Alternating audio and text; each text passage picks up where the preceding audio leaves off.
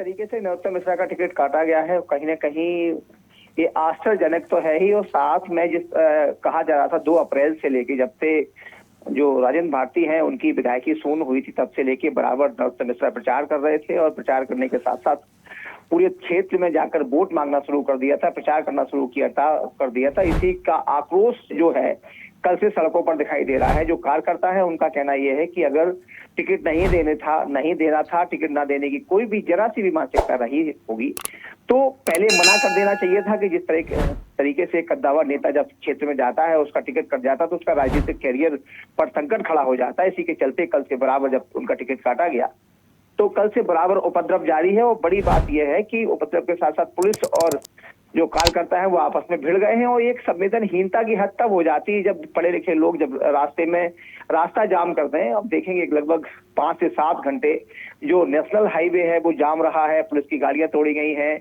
और जो आमजन वहां से लोग निकल रहे थे उनके संग मारपीट की गई है, गाड़ियों को पलट दिया गया है। तो ये कहीं ना कहीं ये चीज नहीं होना चाहिए, क्योंकि आप विरोध प्रदर्शन कर रहे हैं, विरोध करिए, लेकिन विरोध करने के साथ अगर किसी को तकलीफ हो रही है तो वो कहीं ना कहीं आश्चर्यजनक भी है, और संवेदनहीनता इसमें दिखाई देती है। इसमें कहीं ना कहीं भाजपा के कार्यकर्ताओं को समझना चाहिए, लेकिन वो समझने को तैयार नहीं है। उनका एक ही सूत्री कार्यक्रम और मांग है कि जब तक नरोत्तम मिश्रा की टिकट वापस नहीं किया जाएगा, जब तक वो किसी भी प्रकार का कोई भी कंप्रोमाइज नहीं करेंगे, और ऐसी धरना प्रदर्शन आंदोलन जारी रहेगा।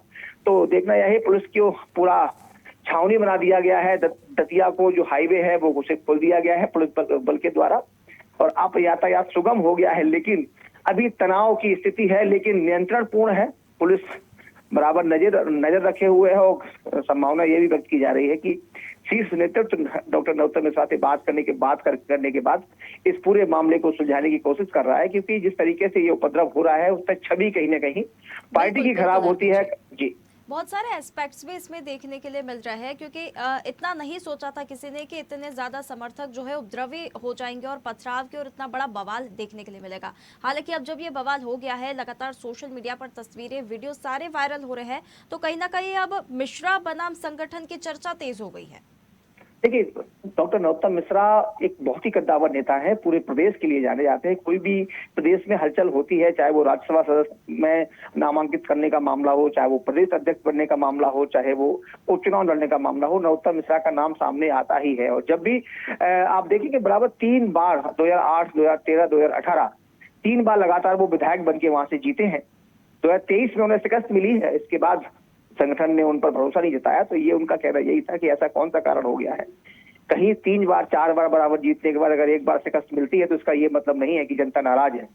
लेकिन कुछ न कुछ कारण तो जरूर ऐसे रहे होंगे। जब आदमी नेता बड़ा होता है तो उसके साथ कहीं न कहीं बुराइयां और उनके जो समर्थक के साथ साथ विरोधी भी बड़े हो जाते हैं। यही वजह है कि उनका टिकट काटा गया है। हालांकि टिकट कटने के पीछे कोई ऐसा बड़ा कारण नजर नहीं आता। पार्टी की अपनी गतिविधि रही होगी कि किस वजह से टिकट काटा है, लेकिन साफ तौर पर जिस तरीके से टिकट काटा गया है, अगर ऐसी कोई मानसिकता रही थी तो उसी समय बोल देना चाहिए था पार्टी को, और कि टिकट में थोड़ी दिक्कत आएगी, क्योंकि बराबर चुनाव सर पर है। 30 जुलाई को मतदान होना है, 10 जुलाई को टिकट काट कर आपने बिल्कुल राजनीतिक कैरियर खराब करने की कोशिश है। जैसा कि उनके समर्थकों का कहना है कि राजनीतिक कैरियर खराब करने की कोशिश की गई है हमारे नेता की, तो इसलिए वो प्रदर्शन कर रहे हैं। लेकिन कहीं ना कहीं नरोत्तम मिश्रा समर्थक को ये समझना चाहिए कि ये बिल्कुल वैधानिक नहीं है, इसमें आम जन को तकलीफ हो रही है, लेकिन अभी उपद्रव जारी है।